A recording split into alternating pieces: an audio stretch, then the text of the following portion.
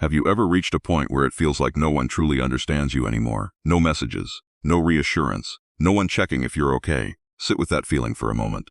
Let it settle into your chest the way cold water settles into the bottom of a glass. At first it feels like abandonment. It feels like the world simply forgot you existed. But what if this painful silence isn't destroying you? What if right now, in this very moment of reading these words, something inside you is being rebuilt? Most people spend their entire lives waiting for someone to save them, waiting for someone to validate them, waiting for someone, anyone, to finally say the words, "You are enough." And the strange, almost cruel irony is this. The moment those voices disappear, the moment the phone stops buzzing and the room goes quiet, something extraordinary begins to stir beneath the surface. Hidden parts of your mind, parts you didn't even know existed, slowly open their eyes. The masks you've worn for years, the ones that fit so well you forgot they were even masks, begin to crack. And for the first time, maybe in your entire life, you start to meet the person who has been waiting beneath everyone else's expectations. Waiting for you this whole time. In the next few minutes, you'll discover 7 psychological transformations that occur when no one is by your side. These stages are uncomfortable. I won't pretend otherwise. But they are also the gateway to becoming emotionally unshakable, mentally free, and, for the first time, deeply connected to the self you were always meant to become. Stay with me until the end, because the final stage reveals a truth that very few people ever come to understand. And once you understand it, you will never look at loneliness the same way again. Let's begin. There is a room inside every human mind, a quiet, dimly lit room that most people never enter because they are too busy standing at the door, waiting for someone else to open it for them. Carl Jung once wrote that until you make the unconscious conscious, it will direct your life and you will call it fate. What he meant, in simpler terms, is this. Most of us are not really living our own lives. We are living in reaction to the people around us, hoping, praying, unconsciously waiting for someone to walk through that door and rescue us from ourselves. This is what I call the rescue illusion. And right now I want you to notice something. Notice how your body responds when I say the words, "Someone is coming to save you." Notice the small flicker of relief. That flicker, that tiny surge of hope has been quietly running your life since childhood. As children we are, by necessity, dependent creatures. A parent feeds us, comforts us, tells us the monster under the bed isn't real, and somewhere in that early programming, the nervous system learns a dangerous lesson. When I am in pain, someone will come. But life, as you have likely already discovered, does not always honor that lesson. Somewhere along the way, the messages stopped. The reassurance stopped. The people who once checked on you got busy, moved on, changed, or simply vanished into their own private struggles. And you were left standing in the doorway of that dimly lit room, alone, waiting for a rescue that was never coming. Here is the part that will feel uncomfortable, and I ask you to lean into that discomfort rather than away from it, because discomfort in this context is not your enemy, it is your teacher. The rescue you have been waiting for was never going to come from outside of you, not because the world is cruel, but because psychological rescue, real rescue, the kind that changes the architecture of your inner world, can only be self-initiated. No one can do your inner work for you. No one can integrate your fears for you. No one can sit inside your mind and rearrange the furniture. Only you can do that. And so the first transformation begins not with comfort, but with collapse. The collapse of the rescue illusion. It feels at first like the floor giving way beneath you, like watching a lifeboat you were certain was coming simply dissolve into fog. There is grief in this stage, real grief. Grieve it. Let yourself feel the loss of that fantasy, because underneath the fantasy is something far more powerful waiting to be claimed. Responsibility. Not blame. Responsibility. There is a profound difference between the two, and the unconscious mind often confuses them, which is exactly why so many people avoid this stage entirely. Blame says, "This happened to me, and I am powerless." Responsibility says, "This happened, and I now hold the pen." Feel the difference in your own body as you read those two sentences again. This happened to me, and I am powerless. This happened, and I now hold the pen. One shrinks you, the other slowly begins to expand you. When the rescue illusion finally collapses, when you accept, fully and without resentment, that no one is coming, a strange kind of freedom rushes in to fill the space where dependency used to live. You stop performing for an audience that was never really watching that closely to begin with. You stop rehearsing your pain in your head, waiting for the perfect moment to present it to someone who will finally understand. You start, instead, to turn toward yourself. And this turning inward is not a punishment, it is an invitation, which brings us to the second transformation, one that Jung himself spent his entire life studying. Solitude does not simply remove people from your life. It removes the noise that has been drowning out a much older, much deeper conversation happening within you. Think of your mind as an ocean. On the surface there are waves, constant, chaotic, reactive. These are your daily thoughts, your responses to texts, your reactions to other people's moods, your carefully curated performance for the world. But beneath the waves there is a vast, silent depth. Jung called this the unconscious. And for most of your life, you have been so busy managing the waves that you've never had the stillness required to descend. Isolation, real isolation, the kind where the silence stretches long enough that you can no longer distract yourself from it, forces a descent. At first, this descent feels disorienting. Old memories surface without warning. A conversation from 15 years ago replays itself at 3 in the morning. A childhood wound you thought had long since healed suddenly aches again, fresh as if no time had passed at all. This is not regression, this is excavation. Notice as you read this whether any particular memory is trying to surface right now. Don't push it away, just notice it. Acknowledge it the way you might nod at a stranger passing on the street. Yes, I see you. Not yet, but I see you. This is precisely what happens when isolation becomes prolonged. The unconscious, no longer competing with external stimulation, begins to speak louder. Fears you buried under busyness rise to the surface. Emotional patterns you inherited from your family, patterns you never consciously chose, begin to reveal their shape. You start to see the invisible strings that have been pulling you your entire life. And simply seeing them, simply becoming aware of their existence, is the first step toward finally cutting them. This is uncomfortable work, I will not lie to you about that. Many people, faced with this depth, turn immediately back toward noise. They pick up their phone. They fill the silence with a podcast, a show, anything to avoid the descent. And I understand that impulse completely. The unconscious can feel at first glance like a dark and unfamiliar cave. But I want you to consider something. Every myth, every legend, every hero's journey ever told across every culture on this earth follows the same pattern. The hero must enter the cave, not around it, not over it, through it, because the treasure, the transformation, the true self is never found on the surface. It is always found in the depths. Stay with me here, because this is where the real work begins. Once you stop running from the silence, once you allow yourself to sit inside it without reaching for a distraction, something shifts. You begin to notice that you are, for the first time in longer than you can remember, acting without an audience. And this brings us to the third transformation, one that quietly determines whether the rest of your life will be lived from authenticity or from performance. Ask yourself honestly right now, if no one ever knew what you accomplished, would you still do it? If no one liked the post, congratulated the effort, or noticed the change, would you still show up? This question cuts deeper than it first appears, because most human motivation, far more than people like to admit, is secretly built on the architecture of recognition.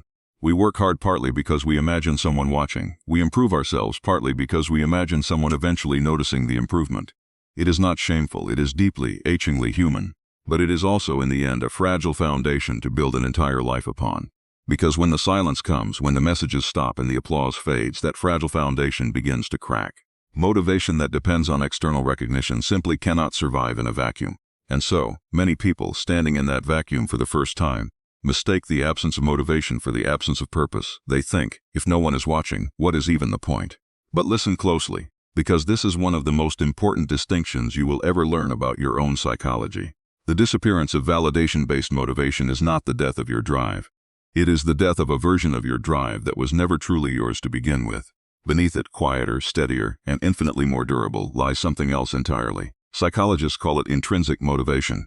I prefer to call it the authentic engine, because that is precisely what it is. An engine that does not need fuel from the outside world. An engine that runs on meaning, on internal alignment, on the simple, quiet satisfaction of becoming who you were always meant to become, regardless of who is watching.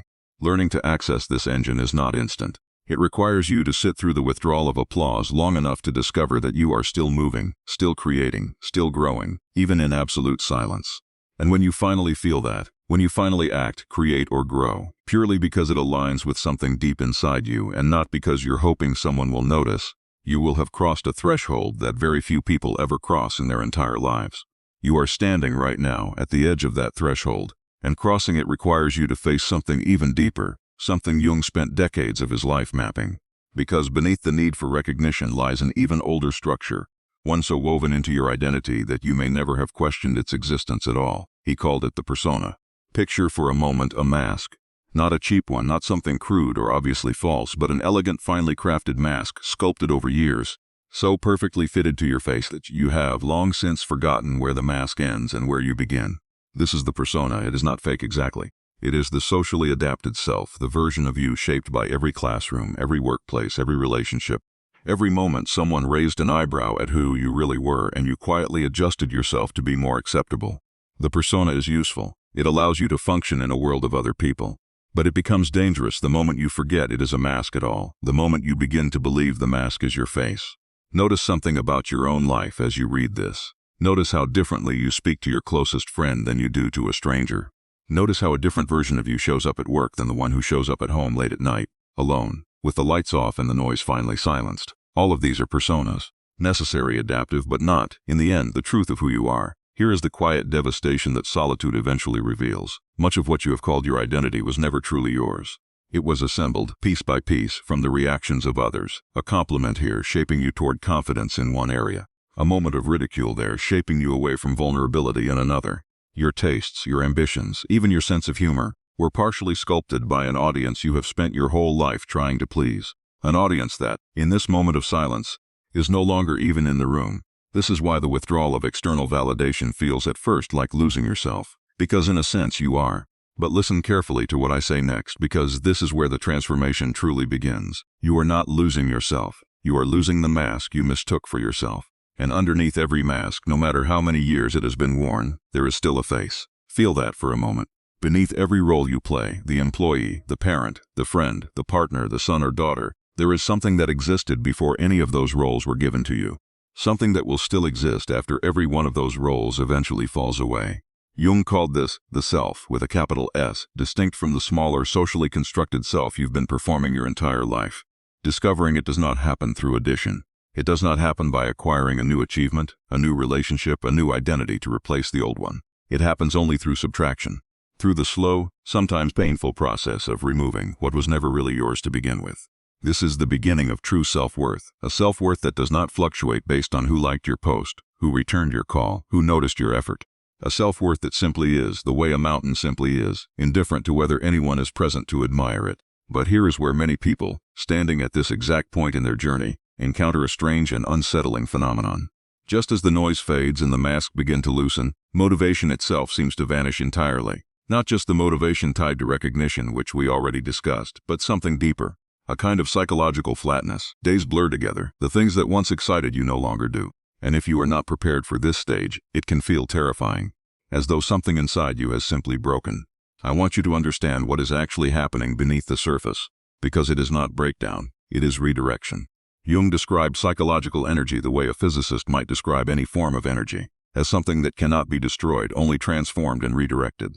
For most of your life, your psychological energy, your libido in the broadest Jungian sense, not merely sexual but the raw vital force of your being has been directed outward. Toward relationships, toward being seen, toward managing how others perceive you. That outward direction requires enormous energy, more than you have probably ever realized, because performance is exhausting in ways that authenticity never is. When the external world grows quiet, when there is no one left to perform for, that outward flowing energy has nowhere left to go. And so, like a river meeting a dam, it begins to pool. It reverses direction. It starts flowing inward, often for the first time in years, sometimes for the first time ever. This is why the flatness feels so disorienting. You are not lazy. You are not broken. You are mid-transformation, caught in the strange, uncomfortable space between an old way of directing your energy and a new one your unconscious has not yet learned how to use. Athletes call this the pause before the breakthrough. Artists call it the fallow season. Jung called it a symbolic death. The necessary dissolution that precedes every genuine rebirth. Do not rush this stage. I want to say that again, slower this time. Do not rush this stage. If you try to immediately refill the silence with new distractions, new relationships, new sources of external validation, you will simply reroute the energy back outward, and the entire process will begin again from the start. But if you can tolerate the discomfort of the pause, if you can sit inside the flatness without panicking, something remarkable begins to happen. That inward flowing energy begins to surface in unexpected ways, a sudden urge to write, a pull toward a long-abandoned hobby. An idea that arrives, fully formed, seemingly from nowhere while you're washing dishes or lying awake at 3 in the morning. This is not coincidence. This is your unconscious, finally granted enough quiet and enough energy, beginning to speak in its native language, the language of creativity, symbol, and insight. Some of the most profound works of art, literature, and philosophy in human history were born not in moments of connection but in moments of enforced solitude. This is not romanticism. It is psychological fact. Silence, uncomfortable as it is, has always been the birthplace of depth. And as that depth begins to emerge, you will notice something else shifting alongside it, something just as vital, your relationship with your own emotions. For most of your life, emotional regulation has likely been an outsourced skill. When anxious, you called someone. When sad, you sought comfort. When angry, you vented until the intensity passed. There is nothing wrong with this. Co-regulation, as psychologists call it, is a natural and healthy part of human connection. But when that external support disappears, even temporarily, Many people discover, often for the first time, that they never actually learned how to regulate their own internal state. They only learned how to borrow regulation from someone else. This discovery can feel frightening. A wave of anxiety rises, and there is no one to call. Grief surfaces, and there is no shoulder to lean on. In this moment, most people believe they are drowning. But I want to offer you a different way of understanding what is actually happening. A shift so subtle it can change the entire trajectory of your emotional life. You are not your emotions.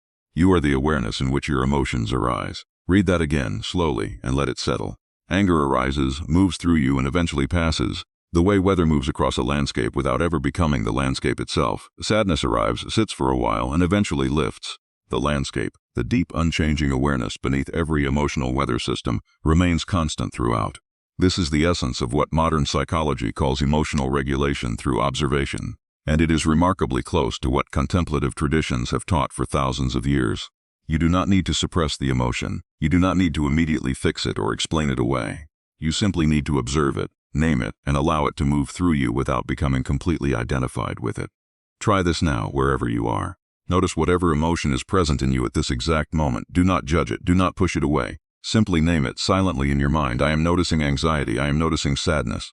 I am noticing a kind of quiet, unnamed unease. Notice how the simple act of naming it creates a small, almost imperceptible distance between you and the feeling. That distance is not detachment. It is freedom. It is the beginning of emotional sovereignty, the ability to remain steady even in the presence of your own storms. This skill, cultivated in silence, becomes one of the most valuable resources you will ever develop, because it means your inner stability no longer depends on the availability of another person. You become, in the truest sense, self-regulating, not emotionless, not cold, but steady, grounded, able to feel deeply without being swept away. And this steadiness is the final bridge to the seventh and most profound transformation, the one that so few people ever fully reach. Somewhere along this entire journey, quietly, without fanfare, without a single dramatic moment announcing its arrival, you begin to meet a version of yourself that has nothing left to prove. This self does not need the mask of the diligent employee, the agreeable friend, the endlessly accommodating partner. This self simply is. It is not defined by roles, relationships, or the labels other people have assigned to it over the years. It is not the person your family expects you to be, nor the person your job requires you to perform, nor even the person your closest relationships have quietly shaped you into becoming. Jung called this the process of individuation, the lifelong journey of becoming who you actually are, as opposed to who you were conditioned to be. And here is the profound paradox at the very heart of this entire journey. You do not arrive at your authentic self by adding more. Not more achievements, not more relationships, not more validation. You arrive at it by removing what was never truly yours to begin with, layer by layer, mask by mask, till what remains is simply, quietly, undeniably you. This is the truth that very few people ever come to understand, the one I promised you at the beginning of this journey. Loneliness, the very thing you have spent your life fearing, avoiding, and trying desperately to escape, is not a punishment. It is not evidence that you are unworthy of love or connection. It is, when you allow it to do its work, one of the most powerful psychological initiations a human being can undergo. It strips away everything false so that what remains can finally be real. You do not need to be rescued. You never did. The person you have been waiting for your entire life, the one who finally understands you, accepts you, and tells you that you are enough, has been sitting quietly beneath every mask you have ever worn, waiting patiently for the noise to finally settle. That person is you, and now, for the first time perhaps, you are finally ready to meet them.